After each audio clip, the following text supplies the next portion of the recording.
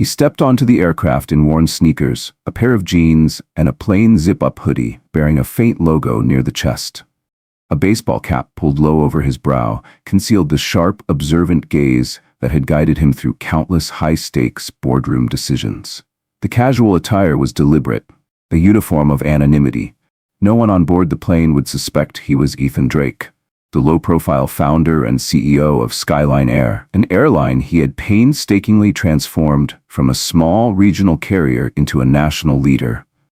As he entered, Ethan took a moment to breathe in the familiar hum of the engines and the faint scent of cleaning solution that lingered near the cabin door. This airline was his life's work, and while his name was on the paperwork, his face was unknown to the public and most employees. He preferred it that way. Ethan liked to operate from behind the scenes, letting others enjoy the spotlight while he quietly ensured the company's success. Disguising himself had become a bit of a personal challenge. He loved blending in with other passengers, seeing the unfiltered reality of how his airline operated. This flight was part of his regular routine to assess quality. Numbers on a spreadsheet could only tell so much. He believed in experiencing the service firsthand. How were the flight attendants performing? Were the seat cushions comfortable? Was the in-flight menu as good as they claimed? Ethan wanted answers no executive report could provide. He'd booked a seat in the middle of economy class, near the aisle, so he could observe the crew's responsiveness to passenger needs. Hoisting his plain carry-on into the overhead bin, he settled into his seat with a sigh, his hand grazing the armrest. A faint scratch along the plastic edge caught his attention, and he made a mental note to mention it during the next maintenance review. As passengers filed in, a warm and professional flight attendant at the front greeted each traveler with a rehearsed but genuine smile. Ethan relaxed, ready to observe the journey. However, his focus shifted when two men slid into the seats behind him. He heard the shuffle of their belongings, the clink of a water bottle against the tray table, and the dull thud of a backpack hitting the floor. The cabin buzzed with the usual pre-flight activity. Passengers jostled to find seats, stow luggage, and settle in for the journey. Ethan typically tuned out the chatter, finding it as mundane as white noise. But today, something about the voices behind him caught his attention. One voice, younger, maybe in his 20s, spoke hesitantly, while the other voice was deeper, older, and carried a tone of assertive authority.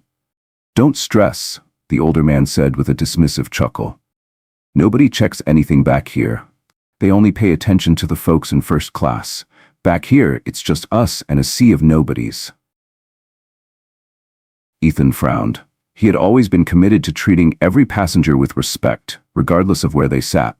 The older man's words grated against his values. Forcing himself to remain inconspicuous, Ethan leaned back, feigning sleep. His eyes were closed, but his ears stayed alert. The younger man mumbled something in response, but the words were too muffled to catch. The older man replied with a cryptic comment, his voice low but still audible. "Let's just say we've got business. Big business. I can't wait to get this over with. This flight's dragging, but when the boss says jump, you jump." Ethan's unease grew. He couldn't tell if the two men were harmless braggarts or if they had more sinister intentions. His instincts told him to pay attention. After all, this was his airline. If something was brewing that could disrupt the safety or reputation of Skyline Air, he needed to know. As the plane filled, the safety demonstration began. The recorded instructions played over the speakers, and the flight attendants moved with practiced precision, demonstrating seatbelt usage and pointing out the emergency exits. Ethan had seen it 100 times, but today, every word felt heavy with significance. Behind him, the men continued to speak in hushed tones. Ethan couldn't shake the feeling that their conversation might hold more weight than idle chatter. He resolved to stay vigilant. Something about their tone, their secrecy, made him feel that this flight might be anything but routine. The safety demonstration, though familiar, seemed to carry an unusual weight this time. Across the aisle, a passenger raised his hand repeatedly, likely to get a flight attendant's attention about stowing a bag or asking a question. Ethan Drake shifted in his seat, tuning out the minor commotion as the two men behind him resumed their quiet conversation. The words were muffled, partially drowned out by the hum of the engines. As the plane taxied onto the runway, the cabin settled into relative quiet. Ethan's ears popped as the aircraft accelerated, pressing him gently into his seat. In a matter of seconds, they were airborne, the slight tilt of the wings reassuring him of their climb into the sky. When the seatbelt sign flicked off, he decided to stretch his legs, using it as an opportunity to get a glimpse of the passengers seated behind him. Rising slowly, Ethan adjusted his baseball cap low over his face and turned casually. The older man had a shaved head and wore a well-worn leather jacket that had clearly seen better days. The younger man, with bleached blonde hair and a restless energy, tapped his fingers anxiously against the tray table. Neither seemed particularly interested in him as he walked past, though the older man held a thick folder on his lap, flipping through its pages with intent. Ethan made his way toward the restroom, pausing briefly at the door to glance back. The older man's eyes briefly flicked upward, meeting his. There was a fleeting flicker of curiosity, but the man quickly returned to his folder, uninterested. Inside the cramped bathroom, Ethan splashed water on his face and stared at his reflection in the mirror. He barely recognized himself without the tailored suits and polished image that often accompanied headlines about his business achievements. For now, the disguise seemed to be working. No one had looked twice at him. Returning to his seat, he walked deliberately, careful not to draw attention. Once seated, he tried to refocus on the task at hand, assessing the flight experience. He noted that the flight attendants were prompt, but seemed slightly hurried as they wheeled the drink cart down the aisle. When they reached him, he ordered a ginger ale and politely declined the offered peanuts, mentally adding the rushed service to his growing list of observations. But his thoughts kept drifting back to the pair behind him. As he sipped his drink, their conversation resumed, low and deliberate. "I'm telling you," the older man said, his tone quiet but firm. "Once we land, we go straight to the building. No small talk, no wasting time. Quick in and out, just like we planned. Got it?" "Right," the younger man replied nervously. "But are we sure it's all set? I don't want to walk into something that could." His voice trailed off, leaving his worry unspoken. "Relax," the older man cut in sharply. "This isn't my first time. Stick to the plan and no one will notice a thing. But you need to calm down. People notice when you look like you're about to crack." Ethan felt his stomach tighten. The conversation didn't sound like idle chatter. Their careful tone, their insistence on precision, it all hinted at something bigger, something deliberate. He debated whether to alert a flight attendant, but quickly dismissed the thought. Jumping to conclusions without more information could cause unnecessary panic. He had learned over years of negotiations to gather facts patiently before acting. Instead, he leaned back in his seat, pretending to doze while keeping his ears sharply attuned to their words. The plane's cabin began to dim slightly as passengers settled in for the flight. Some dozed off, others browsed the in-flight entertainment, and the faint rustle of pages filled the quiet atmosphere. Ethan thought back to advice his father had once given him. The best way to understand people is to watch them when they think no one is looking. The two men's hushed voices broke through his thoughts again, drawing him back. "Why'd we choose this airline anyway?" the younger man asked, his voice a nervous whisper. "There were cheaper options." The older man chuckled darkly. "This one's symbolic. You know the rumor about the owner, right? Big on charity, loves his public image, always trying to look like the good guy. Well, some people want to send him a message." Ethan's chest tightened. He kept his breathing steady, his expression neutral, but inside, his thoughts raced. Were they talking about him? The persona he had so carefully cultivated, of a philanthropist dedicated to uplifting communities, was now a potential target. "What kind of message?" the younger man asked. "Something that gets his attention," the older man replied. "Something that makes it clear we're not messing around. That's what this is all about." Ethan shifted in his seat, pretending to rummage through the seatback pocket, though his heart was pounding. Whatever these men were planning, it wasn't idle mischief. They were deliberate, methodical, and most of all, dangerous. He resolved to stay calm and gather more information. Years of experience had taught him that rushing into action could backfire. But as their words replayed in his mind, he couldn't help but feel the weight of their intentions looming over the quiet hum of the cabin.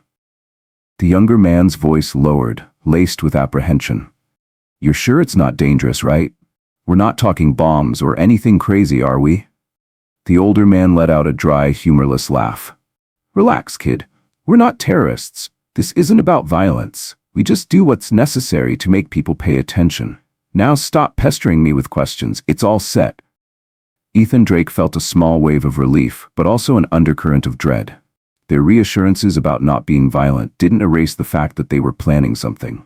Sabotage? Espionage? Or perhaps a targeted move against Skyline Air itself. The possibilities churned in his mind. A flight attendant approached with trays of food for the midday meal. Ethan smiled briefly, accepting the small container of chicken and rice, though his appetite had nearly vanished. He nodded his thanks, catching himself before he forgot to respond entirely. He pushed the food around with his fork, eating small bites while lost in thought. Was this about him? A personal vendetta from someone he'd unknowingly wronged in the cutthroat world of business? Or was this something broader, a statement aimed at the airline's reputation? Ethan had made enemies over the years. The expansion of Skyline Air had ruffled feathers in competitive markets and beyond. Perhaps these men were using this flight as a stage to make a point. Or worse, an example. He forced himself to eat to avoid drawing attention, maintaining the appearance of a regular passenger. A crackle over the speaker announced impending turbulence, and the plane gave a shudder, dipping slightly before stabilizing. The engines roared steadily, and overhead compartments rattled softly as passengers murmured their unease. Behind him, he heard the older man curse under his breath as the turbulence scattered his folder's contents. Papers spilled onto the floor with a soft flurry, prompting a quick, panicked response. "Quick! Pick them up!" the younger man whispered, urgency thick in his voice. "Before someone sees." Ethan's pulse quickened. Whatever was on those pages, the men clearly didn't want it exposed. He resisted the urge to turn around, instead pretending to stretch in his seat while straining to hear more. The hasty rustle of paper followed as the men scrambled to collect the documents. The turbulence eased after a few minutes, and the cabin settled into calm once more. A flight attendant moved through the aisle, collecting meal trays and trash. The men behind him quieted, their earlier close call seemingly forcing them into a lower profile. Still, fragments of their conversation reached Ethan's ears. "We'll let them know we're here," the older man muttered. "No one expects it from people like us," came the cryptic response from the younger man. Ethan leaned forward, his mind racing. He needed more information, but he couldn't risk drawing suspicion. His options were limited. Alerting a flight attendant could cause unnecessary panic without concrete evidence. He decided to wait, listen, and observe until they landed, at which point he could notify airport security. The hours ticked by, marked by the steady hum of engines and the occasional chime of the seatbelt sign as the plane hit more patches of unstable air. When the seatbelt sign was finally turned off, passengers began to move about the cabin. A line formed for the restrooms, and Ethan used the opportunity to glance over his shoulder. The older man was leaning close to the younger one, his voice almost inaudible. "Stay calm for the next part. Don't mess this up. Once we land, we're sticking to the plan. I'm not repeating myself." The younger man nodded nervously, his eyes darting around the cabin. His anxiety was palpable. Eventually, the plane's lights dimmed, signaling the scheduled rest period for the long flight. Passengers snuggled into blankets and leaned against small pillows, creating a quiet, subdued atmosphere. Ethan leaned back in his seat, though his thoughts were anything but restful. He reflected on the precautions Skyline Air took to maintain safety, rigorous background checks, thorough security measures, but even the most careful protocols couldn't screen the intentions of paying passengers. He glanced down at the silver wedding band on his finger. His wife's words from earlier that morning echoed in his mind. "Be careful. Sometimes you just have to trust your instincts." Ethan had kissed her goodbye, confident that the day would unfold like any other routine inspection flight. Now the ominous feeling in his gut refused to leave. He closed his eyes, hoping for a moment of clarity, but fragments of the men's conversation replayed over and over. They had chosen his airline deliberately. They wanted to send a message. But what kind of message? As he drifted in and out of a light, restless doze, one thing became clear. Whatever lay ahead wasn't just a coincidence. It was personal. Ethan Drake awoke to the sounds of a heated exchange. A passenger several rows ahead was arguing loudly with a flight attendant over being served the wrong meal. The attendant handled the situation with calm professionalism, offering an apology and a voucher for a future flight. The argument fizzled out after a few tense moments. Ethan glanced back at the two men behind him, half expecting them to join the fray or use the commotion to draw attention away from themselves. To his surprise, they remained silent. Their stillness made him wonder if they were deliberately trying to avoid scrutiny. He weighed his options carefully. Should he discreetly alert a flight attendant or even the pilot? But without concrete evidence, he risked causing unnecessary alarm. Besides, overhearing fragments of a suspicious conversation wasn't enough to justify derailing an entire flight. Ethan decided to wait, observing patiently as the journey continued. Perhaps he could quietly approach a trusted flight attendant, one who had been with Skyline Air long enough to recognize him from past company events. But even that carried risks. A slip of recognition could tip off the two men behind him. The final meal service of the flight began, and Ethan tuned in closely to their conversation. The older man's voice cut through the ambient noise, calm and deliberate. "You've got everything for customs?" he asked. The younger man nodded quickly.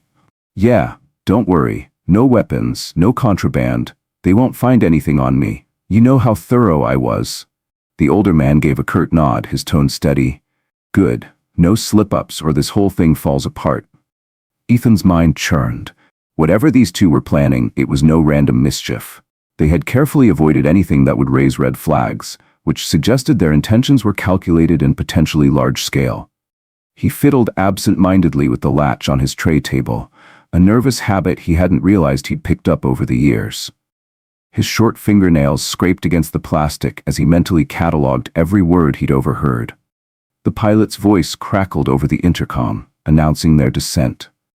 Outside the window, the city came into view, its lights a hazy blend of gold and orange against the evening sky. Ethan's stomach tightened as the plane descended, the landing gear thunking into place. As the aircraft touched down with a jolt, the cabin came alive with the usual bustle.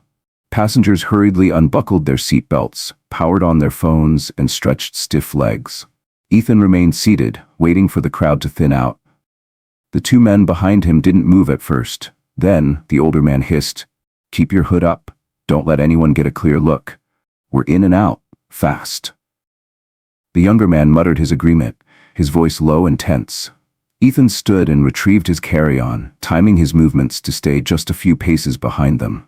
He watched as the older man tucked the folder under one arm while the younger clung tightly to a small backpack.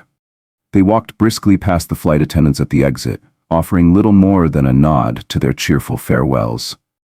Stepping onto the jet bridge, Ethan felt the cool air of the terminal wash over him.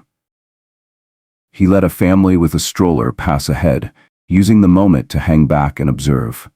The two men moved with purpose, weaving efficiently through the crowd. Ethan followed at a safe distance, his eyes trained on them. He debated calling airport security, but hesitated. Without concrete evidence, his suspicions might not carry much weight. Instead, he resolved to keep following and gather more information. He lingered near a newsstand, pretending to browse a magazine while keeping the men in his periphery. They headed toward baggage claim, where the older man frequently glanced at his phone, as if waiting for an important message. The younger man seemed jumpier, his eyes scanning the faces around them. When the carousel began to rotate, the two men moved to the far side, avoiding the main cluster of passengers. Ethan blended into the throng, positioning himself behind a man absorbed in his phone. After a few minutes, a black duffel bag appeared on the conveyor belt. The younger man stepped forward confidently, grabbing it and hauling it to the ground.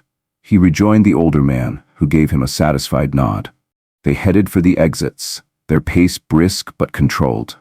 Ethan followed, keeping a careful distance, his pulse quickening with every step.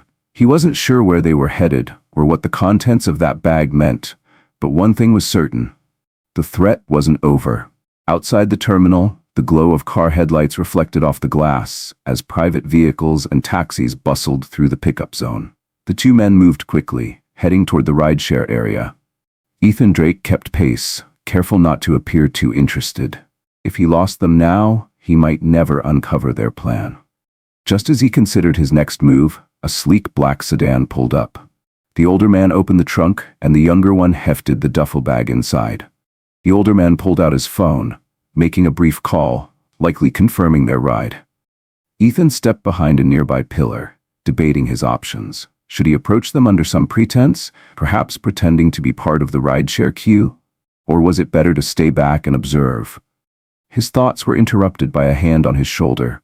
Alarmed, he spun around, only to see a familiar face. It was an older flight attendant, Helen Porter, who had worked for Skyline Air for over a decade.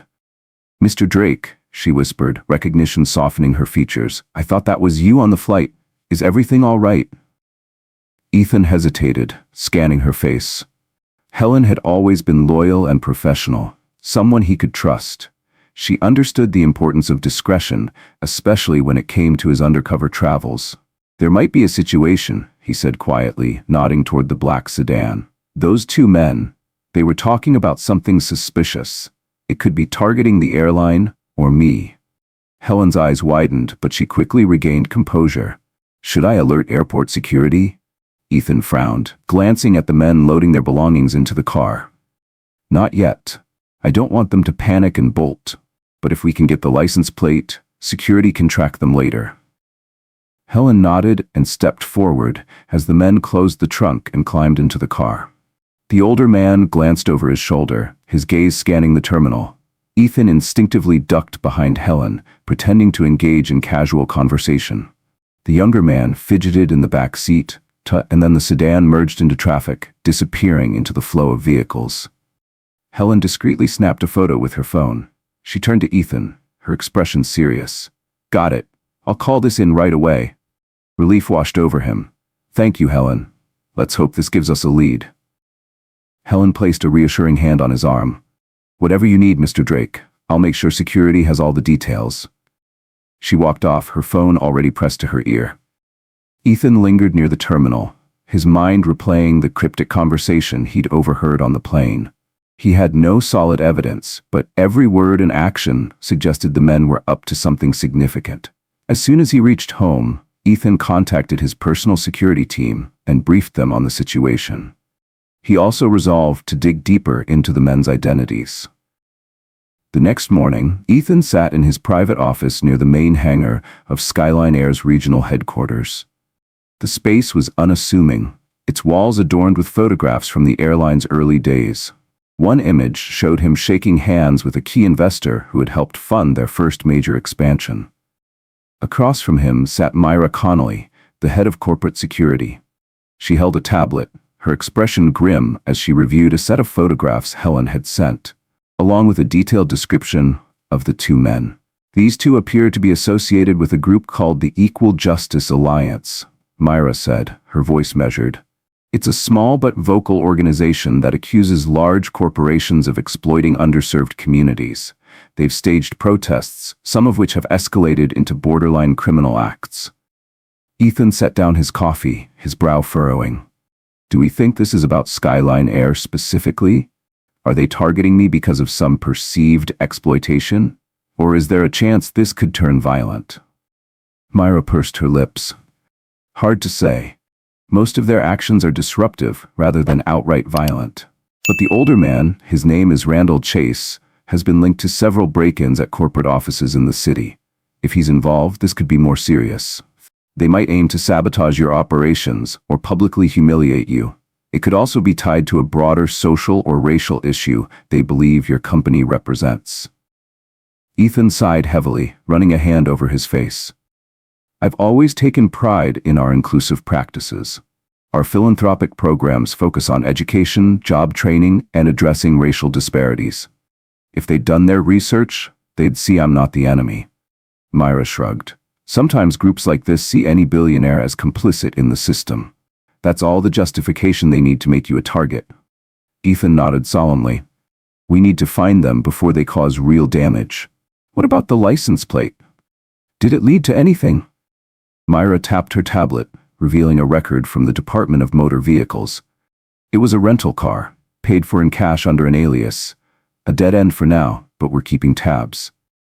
Ethan leaned back in his chair, his jaw tightening. We can't wait for them to make the first move. Ramp up security around our corporate offices and maintenance hangars. Also, start discreet background checks on staff. If they're planning infiltration, I want to know. Myra nodded, her expression resolute. Consider it done. As the meeting ended, Ethan gazed at the old photographs on his wall. They were reminders of how far the airline had come. But today, they felt like a stark contrast to the shadow of uncertainty now looming over his company. Whatever these men were planning, he knew he had to stay one step ahead. The rental car tied to the two men had been paid for in cash under fake credentials. Another dead end. Myra Connolly, the head of corporate security, assured Ethan Drake that her team was still digging. We'll keep searching, Myra said firmly, her tone resolute. Ethan leaned back in his chair, the weight of responsibility pressing heavily on him. These men couldn't be allowed to harm his employees, passengers, or the reputation of Skyline Air. Keep me updated, and tighten security around the corporate offices and maintenance hangars, he instructed. Start conducting discreet background checks on the staff. If they're planning infiltration, we need to know. Consider it done, Myra replied, her expression unwavering. In the days that followed, Ethan grew increasingly anxious. He checked daily updates from Myra's team, and each time a flight was delayed or there was a minor incident, his mind raced back to those men. Were they behind it? He spent long nights poring over data on the so-called Equal Justice Alliance, the group Myra had linked to the men. The more he read, the clearer their motivations became. Their focus was on exposing racial inequities in hiring and labor practices, particularly within large corporations. Ethan had always believed he'd fostered a fair and inclusive workplace, but doubt began to creep in. Had he overlooked something? Were there flaws in the system he hadn't noticed? Their threat to send a message nagged at him. Was it based on outdated perceptions, or had they uncovered a legitimate issue? The thought filled him with a mix of defensive pride and an unsettling fear that there might be some truth to their accusations. Amid the turmoil, life carried on. A new international route was in the works, requiring constant meetings with potential partners and shareholders. He juggled phone calls and emails, but the undercurrent of unease never left him. One evening, as he prepared to leave his office, Myra burst in, her face alight with urgency. We tracked them, she announced. They've rented a small commercial property in the industrial district. They've been there for 2 days. Adrenaline surged through Ethan. Have you called the police? Myra held up a hand. We've notified them, but they need probable cause to act. The group is known to occupy spaces legally, so unless they're caught breaking the law, it's tricky. Ethan paced the room, his mind racing. So, we need eyes on them. I want to know if they're building bombs or just printing inflammatory flyers. Exactly, Myra said. I've got someone discreetly watching the property. If there's any sign of danger, the authorities will step in. Over the next 2 days, Myra's agent kept a close watch from an unmarked car. The two men came and went, occasionally carrying crates, in or out of the building. When a curious neighbor asked what they were doing, Randall Chase, the older man, claimed they were setting up a community outreach center. On the 3rd day, Myra arrived at Ethan's office with new intel. She placed a file on his desk and said grimly, "They've started distributing flyers." Ethan scanned the papers, his jaw tightening as he read. The language was inflammatory, accusing Skyline Air of discriminatory hiring practices and refusing to invest in minority-owned businesses. They had twisted his philanthropic efforts into something cynical, portraying him as a wolf in sheep's clothing. They're using outdated data, Ethan muttered, glaring at the pages. This is misleading at best. Myra nodded. It's designed to stir up trouble, not necessarily to be accurate. But so far, this is still a smear campaign, not illegal. Ethan's frustration boiled over. But are they planning more than just bad press? That evening, despite Myra's warnings, Ethan insisted on visiting the property himself. They drove to the industrial district in an unmarked SUV with tinted windows. The area was a quiet stretch of shuttered factories and warehouses, dimly lit by street lamps. Ethan slumped lower in his seat as he spotted two young men leaving the building and heading toward a convenience store. One of them was unmistakably the younger man from the flight, his bleached hair glinting under the harsh streetlight. "Where's the older one?" Ethan asked. "Not here," Myra replied, her eyes scanning the surroundings. They watched as the two men returned with bags of snacks and re-entered the building. "I want to see what's inside," Ethan said, his voice tight. Myra shook her head. "We don't have the legal grounds. If we break in or even peek through the windows, it could compromise the investigation." Ethan clenched his fists, frustration bubbling over. "We can't just sit here and wait for them to make the first move." "I get it," Myra said softly, her tone steady. "But if we act too aggressively without proof, we'll be the ones in trouble. We have to be smart about this." Ethan sank back into his seat, the tension in his chest refusing to ease. He hated the feeling of being one step behind. Every instinct screamed for action, but he knew Myra was right.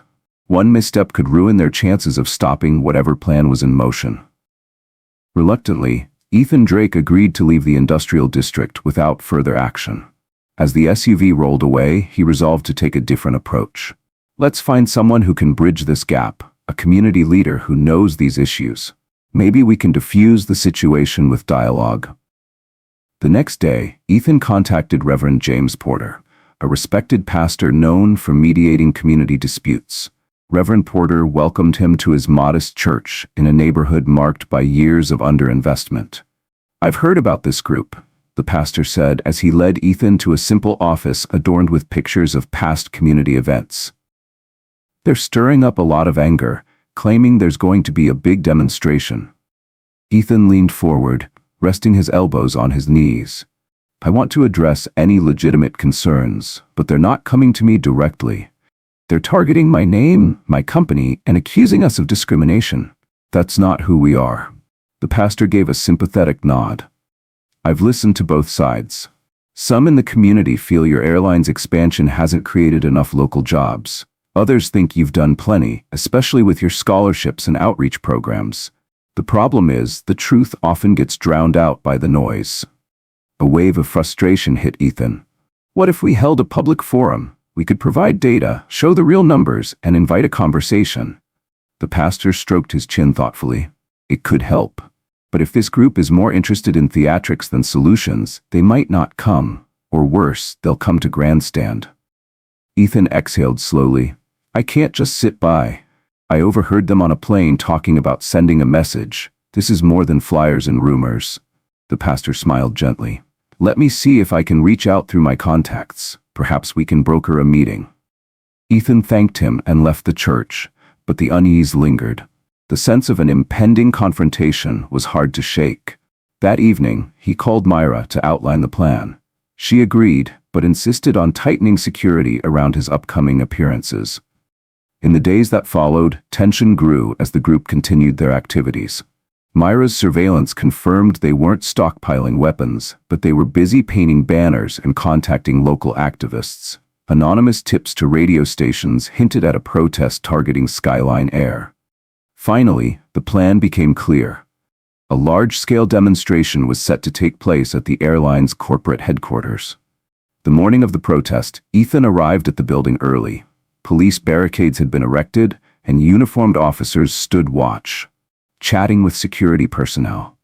The main entrance was cordoned off, forcing employees to use side doors. By mid-morning, a crowd began to form on the sidewalk. They carried signs with slogans like "Stop Exploitation" and "Justice for All." Others shouted into bullhorns demanding accountability. From his office window, Ethan watched with a mix of anxiety and determination. Among the protesters, he spotted Randall Chase, the older man from the plane. Randall led chants, his voice commanding, while the younger man handed out pamphlets. Though the crowd was small, 30 to 40 people at most, they were loud enough to draw attention. Media vans parked nearby, reporters aiming cameras at the scene. Ethan's stomach churned as he saw Randall hold up a folder, likely containing the same twisted evidence he'd carried on the plane. "Stay calm," Myra advised as she stood by the window. "If you go down there now, you'll be giving them what they want, a confrontation. Address this on your terms, in a controlled way." But Ethan knew that silence could be just as damaging. Letting rumors spread unchecked might paint him as indifferent. He took a deep breath. I have to respond. Accompanied by 2 security guards, Ethan stepped outside into the cordoned-off area. Cameras swiveled toward him instantly. Randall's expression flickered with confusion, clearly not expecting him to show up. The younger man's eyes widened, his recognition evident but tinged with disbelief. Reporters surged forward, microphones thrust in Ethan's direction. He raised a hand, signaling for calm. The crowd quieted, their chants fading into a tense hush.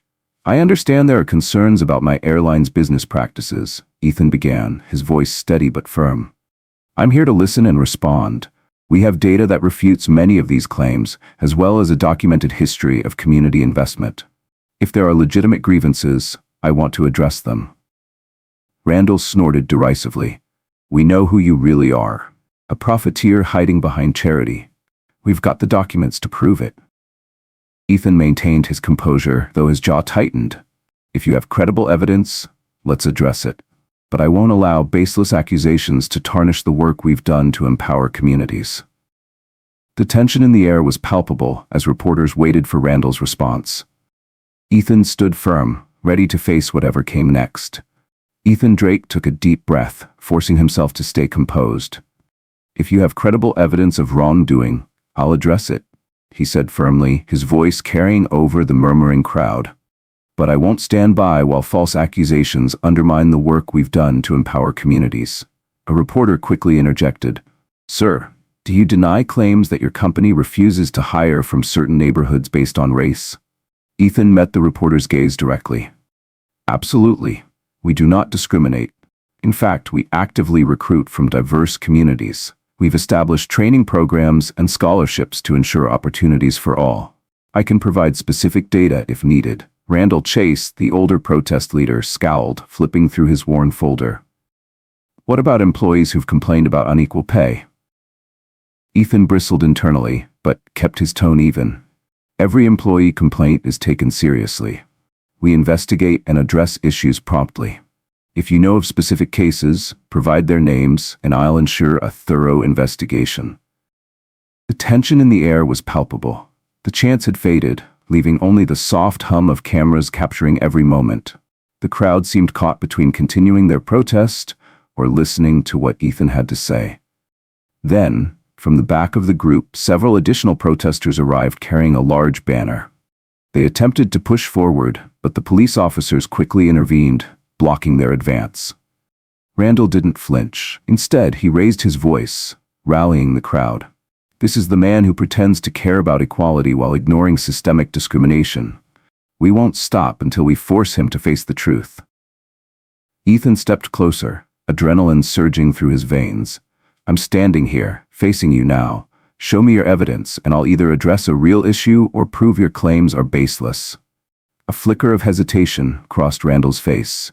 He clearly hadn't anticipated such direct confrontation. His eyes darted to the younger man, who stood to the side, looking conflicted. Sensing the unfolding drama, reporters leaned in, cameras zooming closer. After a tense pause, Randall finally rummaged through his folder and thrust a handful of papers toward the police line. Go on, take a look at these, he sneered. One of the guards collected the papers and handed them to Ethan. As he scanned the documents, he recognized a mix of outdated financial statements, selective excerpts from internal memos, and vague testimonies from unnamed sources. The evidence was flimsy at best, a patchwork of half-truths designed to provoke outrage. These documents are outdated, Ethan announced, holding up one page. For instance, this memo references employee demographics from nearly a decade ago. Since then, we've implemented new policies and significantly increased diversity in recruitment. The data is public and verifiable. Randall snapped back. So you claim, people like you always have excuses. Murmurs rippled through the crowd. Some protesters looked uncertain, while others glared at Ethan with unwavering suspicion. The younger man behind Randall seemed torn, his body language betraying doubt. Ethan made a bold suggestion. Why not come inside? I'll show you our current records. We can have a civil discussion, and I'll address every concern. But in return, I ask that you stop spreading unverified accusations. The crowd erupted into competing voices. Some protesters demanded transparency, eager to see the evidence, while others shouted warnings about walking into a corporate trap. Randall's expression hardened, clearly offended. "You think I'm stupid? I'm not stepping into your den just so you can spin your lies. We want justice here, in public, where you can't hide." Ethan felt his frustration rising, but kept his tone calm. "I'm not hiding. I'm here, speaking directly to you. But if you're truly interested in solutions, we need facts, not theatrics." An uneasy silence fell over the crowd. Then a young woman stepped forward hesitantly. Her tear-streaked face caught everyone's attention. "My brother applied to your airline," she said, her voice trembling. "He was qualified, but he never heard back. We think it's because of his background." Ethan turned to her, his voice softening. "I don't know the specifics of his application, but if you give me his name, I promise to personally follow up. If there's evidence of discrimination, I'll address it. If not, we'll figure out what went wrong, whether it was an incomplete application or something else." The young woman hesitated, clearly caught off guard by his sincerity. Finally, she whispered her brother's name. Ethan nodded. "Thank you. I'll make sure someone contacts you." Cameras captured the exchange, recording every word and gesture. The crowd's energy shifted as the moment of genuine connection unfolded. Sensing the tide turning, Randall tried to regain control. "Don't be fooled by his promises. He's just trying to placate you." But before he could continue, the younger man beside him visibly faltered. Uncertainty and guilt flickered across his face, hinting at a fracture in their united front. The tension in the air crackled as all eyes turned back to Ethan, waiting to see how he would respond. The young woman turned to Randall, her voice steady despite the tension. "I want my brother to get a fair chance. Isn't that why we're here?" Randall's expression darkened, his frustration barely contained. "Yes, but not by playing his game. We're here for systemic change, not handouts." She stood her ground, her determination unwavering. "I'm not naive, but if he's serious, maybe we can expose a real problem, or find out there isn't one." The crowd around them began to murmur, their unity fraying. Some agreed with the young woman, eager to see proof and resolve the issue. Others dismissed her stance, insisting it was all corporate spin. Randall tried to rally them. "Stay focused. This is what they do, divide us and make us think they care." But the fracture in the crowd's unity was obvious. Sensing an opening, Ethan spoke up. "I'm willing to meet with representatives of your group, people you trust. Let's sit down, review the facts, and have a real discussion. I'm not afraid of scrutiny, but if this is just a performance, I can't help you." Randall's eyes blazed with anger as he jabbed a finger in Ethan's direction. "You think you're clever, don't you? Inviting us inside so you can spin your lies." Ethan met his glare calmly. "I'm inviting you to meet with facts, in a place where we can talk rationally. If you refuse, it suggests this protest is more about drama than solutions." For a moment, it seemed Randall would explode into another tirade. But then, to everyone's surprise, the younger man stepped forward hesitantly, placing a hand on Randall's shoulder. "He's offering an olive branch," the younger man said quietly. "Isn't that what we wanted?" A hush fell over the crowd. Randall whipped around, his glare now directed at his companion. "I don't need you telling me how to run this movement," he snapped, his voice sharp enough to cut through steel. The tension crackled in the air, reporters eagerly capturing every second of the unfolding drama. Cameras flashed as the standoff between the two men became the new focus. Finally, Randall turned back to the crowd, his tone defiant. "We're going to keep fighting. This isn't over." He pointed at Ethan with a sneer. "Don't think this absolves you. We'll expose your lies." With that, Randall marched off, shoving past the protesters. A segment of the crowd followed him, chanting once again. The younger man lingered, looking torn, his gaze flickering between the retreating group and Ethan. After a moment's hesitation, he hurried after Randall. The demonstration splintered. Some protesters trickled away, uncertain of what to do next. Others stayed, milling about in confusion. Behind the police barricade, Ethan exhaled slowly, his nerves still taut. Myra approached, signaling for him to return inside. In the building's lobby, a group of employees stood by the windows, nervously watching the scene outside. Ethan reassured them. "Everything's under control," he said, though the weight of the day still pressed heavily on him. Randall's parting words echoed in his mind. We'll expose your lies. Later that afternoon, media outlets began reporting on the event, each spinning it differently. Some praised Ethan for engaging directly with the protesters. Airline CEO offers dialogue. Others amplified Randall's accusations. Activists demand accountability for alleged discrimination. Social media buzzed with heated debates. Comment sections filled with polarized views, some calling for patience and fact-checking, others rallying behind the protesters' cause. Ethan retreated to his office, pulling off his tie and sinking into his chair. Myra entered quietly, her expression serious. "The demonstration permit was only for today," she said. The crowds mostly dispersed. Ethan rubbed his temples. "But they'll be back." Myra nodded. "Yes, also the older man you overheard on the plane, his name is Randall Chase. He's been involved in protests before, and some of them turned violent. We don't have hard evidence he's planning that here, but it's a possibility." Ethan felt a sinking sensation in his stomach. "We have to prepare for the worst." "There's another concern," Myra added. "We've heard rumors they might target your event at the community center next week." Ethan's chest tightened. The event was one of his most cherished initiatives, a celebration of new scholarships and mentorship programs for underprivileged students. It was meant to uplift local communities, not become a battlefield. "Of course they'd pick that," he muttered. "Anything to paint me as a fraud." That evening, as Ethan drove home, he reflected on the complexity of the situation. Randall and his followers believed they were fighting for justice, a cause Ethan himself supported. The problem was the suspicion, half-truths, and misplaced grievances fueling their anger. The image of the younger man lingered in his mind. He'd seen doubt in his eyes, a flicker of hesitation that suggested he might be reachable. Perhaps there was still a chance to bridge the gap. When the day of the community center event arrived, the atmosphere was both celebratory and tense. The building was adorned with balloons and banners proudly showcasing the achievements of local students. Families gathered, young people dressed neatly, their smiles reflecting hope. Security was tight, with uniformed guards positioned discreetly around the perimeter.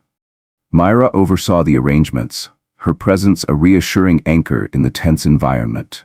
Inside, a local TV crew set up to cover the ceremony. Ethan greeted families and students, his words of encouragement masking the apprehension that simmered beneath the surface. But he couldn't ignore the possibility that Randall and his group would show up, ready to disrupt what was meant to be a day of celebration. Ethan Drake navigated the room, greeting attendees and offering warm words to proud families. The air was filled with anticipation, but his eyes constantly scanned the edges of the room. He couldn't shake the feeling that trouble was brewing. The program began with a speech from the local school principal, who praised Skyline Air's partnership with the school. Applause rippled through the hall, and Ethan felt a moment of pride. When he stepped up to the podium to deliver his remarks, however, the tension in the room grew palpable. Clearing his throat, he looked out at the front row, where students sat with bright, hopeful faces. "Today is about opportunity," he began. "We're here to celebrate the achievements of these talented young people and to invest in their futures." Before he could continue, a commotion arose at the back of the auditorium. A small group of protesters entered, holding signs denouncing the airline's alleged discriminatory practices. Gasps rippled through the audience, and unease spread. Among the protesters, Ethan immediately spotted Randall Chase, his face locked in the same fierce scowl Ethan remembered from the protest. Beside him was the younger man, who lingered uncertainly in the background, his expression conflicted. Ethan paused, acknowledging the group. "I see we have guests who have concerns about our practices," he said, his tone calm. "I invite you to listen to what we're doing here today. This isn't about image, it's a genuine effort to empower our youth." Randall stepped forward, his voice booming. "Lies. You're only doing this to cover up your real agenda. You don't care about these communities." Families in the audience exchanged nervous glances. The students in the front row looked confused, some of them visibly frightened. The principal frowned, clearly uncertain whether to intervene. Ethan held his composure. "This scholarship program began years ago and has grown steadily. It's not the whole solution, but it's a step in the right direction." Randall raised a fist. You think a few scholarships erase systemic injustice? This is just a band-aid on a much bigger wound. I'm not claiming to fix everything with one program, Ethan replied evenly. What I'm saying is that this is one of many steps. I'm open to collaborating with groups to identify more solutions. At that moment, 2 security guards approached Randall, clearly prepared to escort him out. He shrugged them off with a glare. We have every right to be here. This is a public community center. Ethan quickly motioned for the guards to step back. Let him speak, he said softly. Randall locked eyes with Ethan, his expression briefly betraying surprise. Then, regaining his footing, he turned to the crowd, his voice rising again. He's going to manipulate you. Don't be fooled. We have documents proving this airline avoids hiring from certain neighborhoods. Ethan sighed inwardly. This again. Let's examine those documents, he said, gesturing to the stage. Show them to us. I'm not afraid of the truth. Randall hesitated. The younger man fumbled with a backpack, pulling out a sheaf of papers. His hands trembled as he approached the stage. Security tensed, but Ethan waved them off, signaling it was okay. The younger man handed over the papers. We have data showing that certain neighborhoods have fewer airline employees, he stammered. We think it's because those areas are predominantly people of color. Ethan accepted the papers and scanned them quickly. This data is from 5 years ago, he said after a moment. It predates our current hiring initiatives. Since then, we've increased representation with documented results. I'd be happy to show you the updated numbers.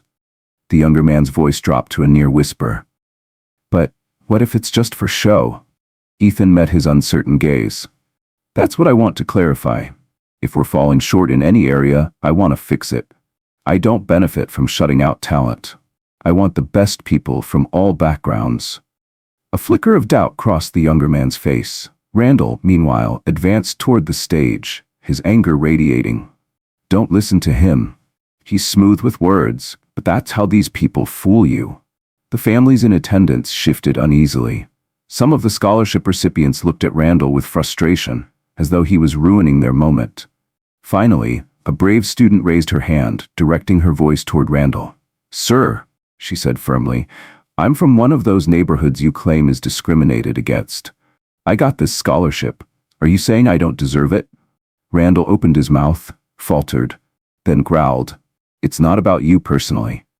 The student gave him a steady, level look. You're interrupting our day. This is a big deal for us. If the airline is doing something right, shouldn't we encourage it? Randall growled in frustration, clearly uncertain how to respond. Behind him, the younger man lowered his gaze, his shoulders slumping as though the weight of doubt had become too much to bear.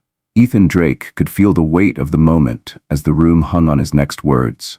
The tension was so thick, it seemed to press down on everyone. He took a deep breath and addressed the crowd, his voice steady but filled with genuine emotion. I understand your anger, he said, meeting the eyes of the protesters. Historic injustices are real, and I'm not here to deny that, but let's not sabotage efforts that are actually making a difference.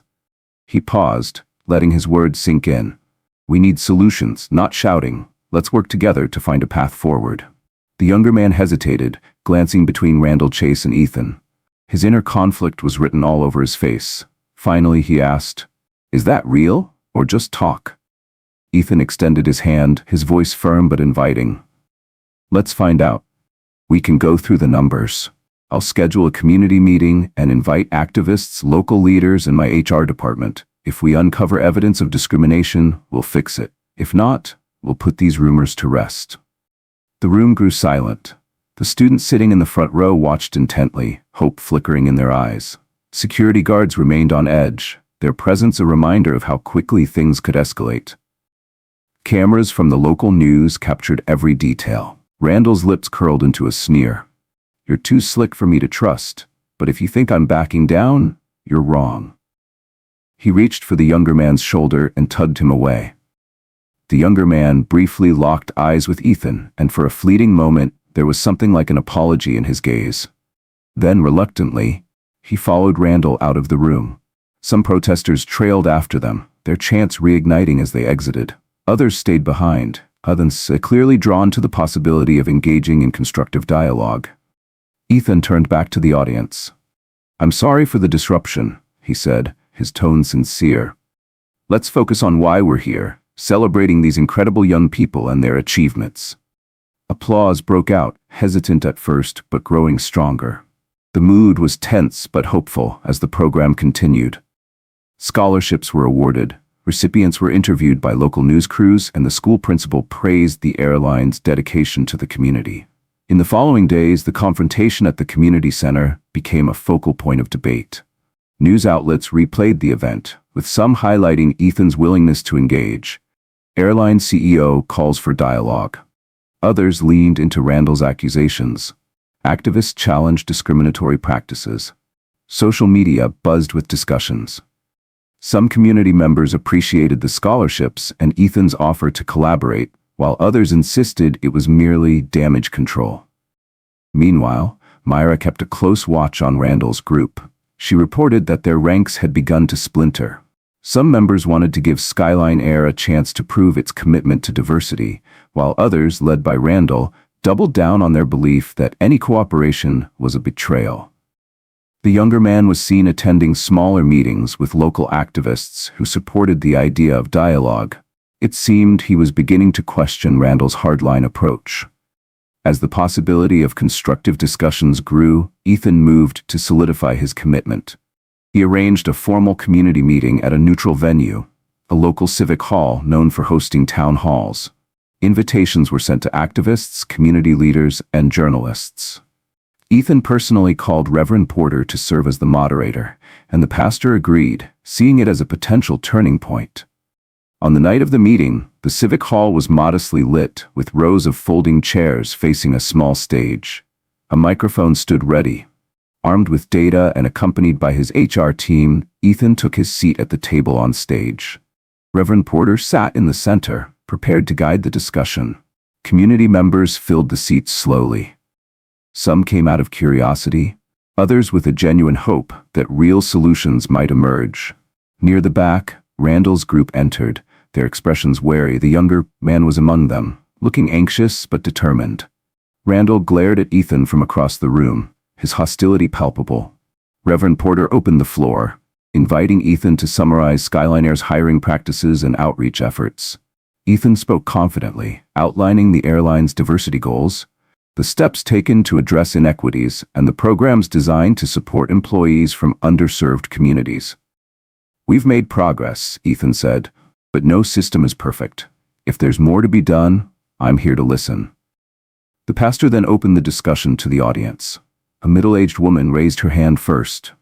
She shared how her job applications seemed to vanish into the system, leaving her without a response for months. One of Ethan's HR representatives apologized and promised to investigate personally, explaining how certain applications might have been mishandled. A young college graduate asked about mentorship opportunities. Ethan took the opportunity to describe a new internship program designed to connect underrepresented groups with leadership roles in the airline. Throughout the discussion, Randall sat with his arms crossed, refusing to engage. His silence was conspicuous as others in the room began to share their questions and stories. Finally, the younger man raised his hand. Every eye in the room turned to him as he stepped up to the microphone. His voice trembled slightly as he spoke. "I was taught that corporations only pretend to care," he said. "But tonight, I'm seeing actual data and hearing from HR. I have one question. If we find real cases of discrimination, will you fix them?" Ethan leaned forward, meeting the young man's gaze. "Absolutely," he said. "And not just fix them, implement policies to make sure it doesn't happen again. If needed, we'll even bring in a third party to conduct audits." The room grew quiet, the weight of the moment pressing on everyone. The younger man stepped back, his uncertainty giving way to cautious hope. Reverend Porter spoke up, his voice warm and steady. "It seems we have the beginnings of a path forward. Let's hold each other accountable. Anger and fear are powerful forces, but so is collaboration." The meeting continued, but it was clear a shift had begun. Some protesters remained skeptical, but many in the audience expressed gratitude for the opportunity to engage. Even as Randall remained silent, his grip on the movement seemed to waver. Ethan Drake leaned forward, his words steady yet firm. "If there are real cases of discrimination, Not only will we fix them, but we'll also implement policies to prevent them from happening again. We're even open to third-party audits to ensure accountability." A hush fell over the room. All eyes turned to Randall Chase, waiting for his response. But he stayed silent, his defiance tempered by uncertainty. The younger man nodded slowly, stepping back from the microphone. Reverend Porter seized the moment, his gentle voice filling the room. "It seems there's a path for partnership here.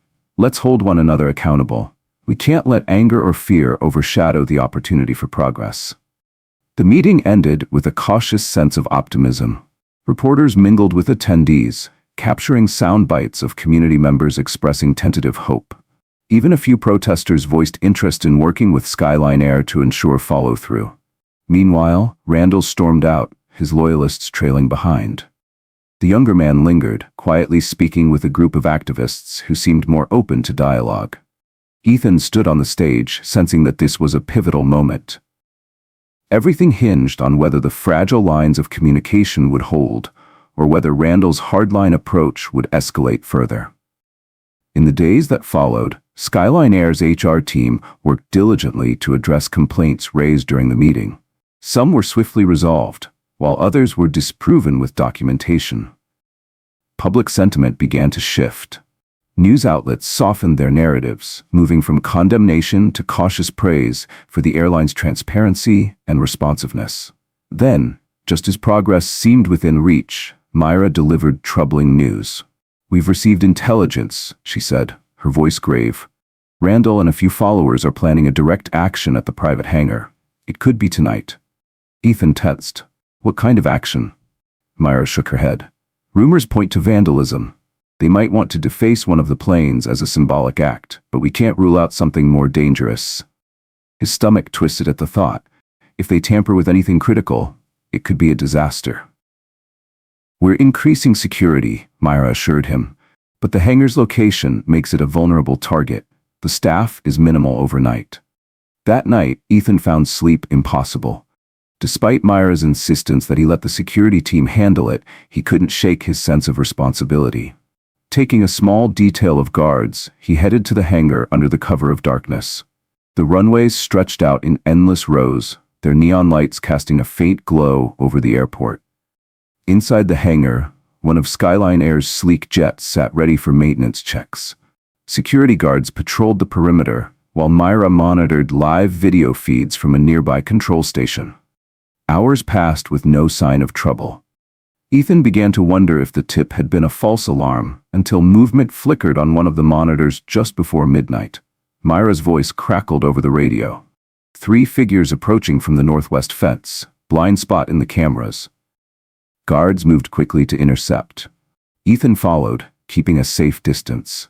Beyond the hangar, flashlights bobbed in the darkness as the guards approached the intruders. The figures retreated into the shadows, their footsteps fading. Ethan frowned. "Do you think it was them?" Myra's jaw tightened. "Probably. Testing our response? Let's stay sharp." About 30 minutes later, another camera picked up movement, this time on the opposite side of the fence. 4 figures advanced under the cover of night. The security team split up, some heading toward the disturbance, while others held their positions. Ethan's pulse quickened as he moved through the dimly lit corridors near the hangar's side entrance. Suddenly, hushed voices reached his ears. Pressing himself against a shadowed wall, he peered around the corner. There was Randall, his distinctive frame hunched under a hoodie. Beside him stood a smaller figure, clutching a spray can. "We tagged the plane, smashed the cockpit windows if we can," Randall whispered. "That'll make headlines."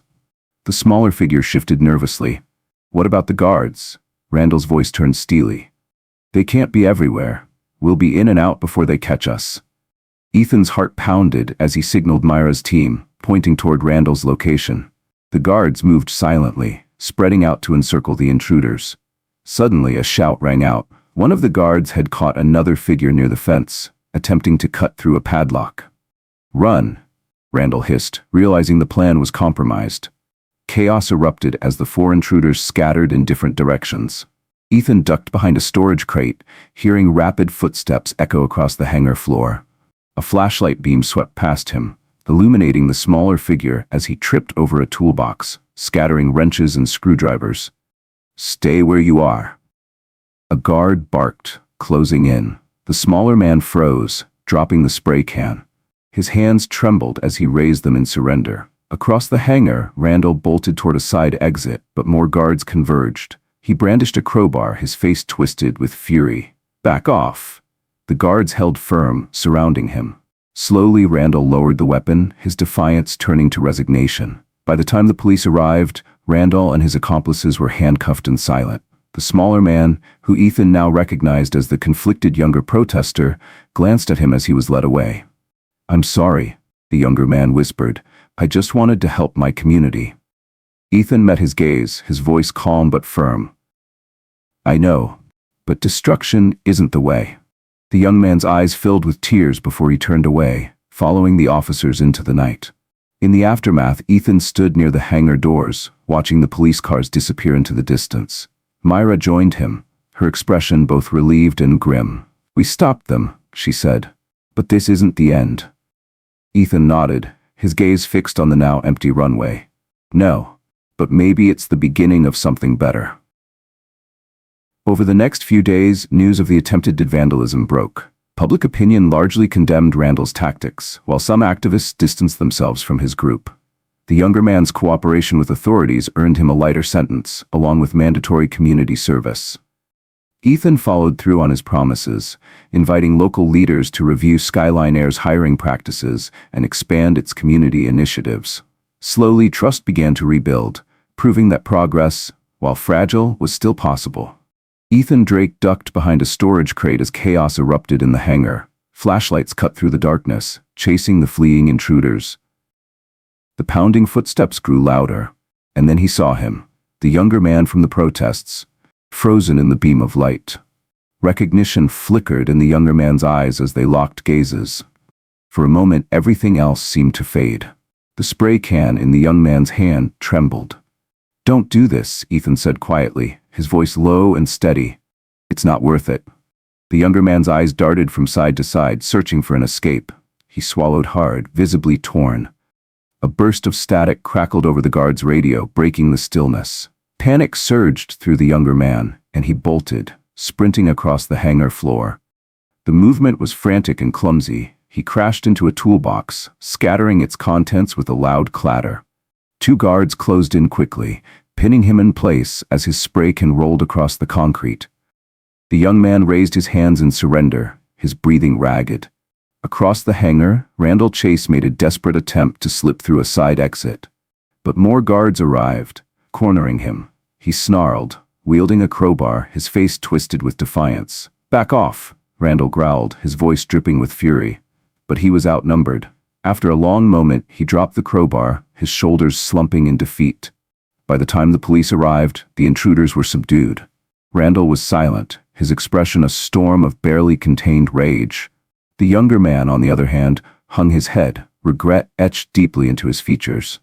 As the younger man was led past Ethan, he glanced up, his voice trembling. "I'm sorry, I just wanted to help my community." Ethan held his gaze. "I know," he said softly, "but destruction isn't the way." The younger man's eyes brimmed with unshed tears, but he quickly turned away, following the officers out of the hangar. In the aftermath, Myra exhaled heavily, relief washing over her.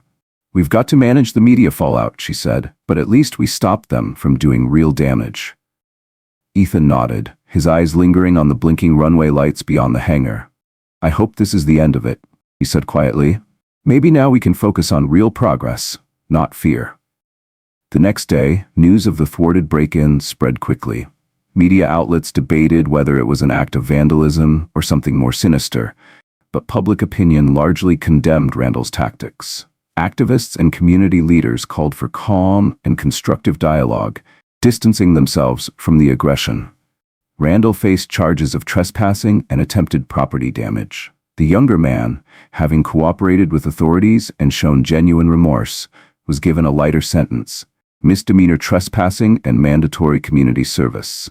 Ethan stayed true to his promises, opening Skyline Air's practices to scrutiny and expanding partnerships with local organizations. Slowly but surely, the narrative around the company began to shift. Months later, while wrapping up a meeting at the community center, Ethan caught sight of a familiar figure. The younger man was mopping the floor in one of the recreational rooms, carefully stacking chairs. Their eyes met, and the moment hung awkwardly between them. Ethan approached slowly. "I didn't know you were assigned here," he said. The younger man shrugged, glancing at the bucket of soapy water. "I asked to be placed here, figured I might still do some good." They stood in silence for a moment, the echoes of the past few months stretching between them. "I'm sorry it came to this," Ethan said gently. "I never wanted to be the enemy." The younger man set the mop aside and sighed. "I believed everything Randall said. I wanted to stand up for people in my neighborhood who feel powerless, but I got caught up in his anger. I should have looked at the facts." Ethan nodded. "Passion is good, but it needs direction. If you ever want to talk about ways to help your community from the inside, my office door is open." Surprise flickered across the younger man's face. "Really? After everything?" Ethan offered a small smile. "Especially after everything. People grow. Mistakes can lead to understanding." The younger man's cautious hope softened into something genuine. They shook hands, both aware that it was a fragile truce, but one with the potential to lead to better things. Months turned into a year. Skyline Air's hiring programs expanded, forging new partnerships with schools and job fairs. The scholarship initiative flourished, and the airline's community outreach deepened. Racial bias wasn't eradicated, but tangible progress was made. Ethan often reflected on the memory of that tense night in the hangar, the spark that set all of this into motion. He knew the journey was far from over, but he also knew this. Sometimes, even in moments of conflict, the seeds of change could take root. Ethan Drake often found himself reflecting on that fateful flight. He remembered how it all began. Sitting incognito, listening to the cryptic conversation of two passengers seated behind him. It had been unsettling, even frightening, but ultimately, it became the catalyst for change. That single moment forced him to confront deep issues within his airline and, more broadly, within society. The challenges that followed weren't easy, but they paved the way for unexpected alliances and meaningful growth. Looking back, Ethan marveled at how something as ordinary as a seat assignment had set these events in motion. If he hadn't overheard Randall Chase's hushed warnings and the younger man's nervous replies, he might never have recognized the threat in time. But in the end, that flight became far more than a secret inspection of Skyline Air's operations. It evolved into a journey through the currents of frustration, bias, and activism that shaped the world around him. Ethan continued to fly incognito from time to time, but his perspective had shifted. Instead of solely searching for operational flaws, he now listened for stories. Stories of hope, anger, pride, and pain, all unfolding at 30,000 feet. Every time he disembarked, he was reminded that his business wasn't just about profit margins or performance metrics. It was about people. People with unique narratives, aspirations, and struggles. He never forgot the day he stopped cold, struck by the words of two strangers behind him.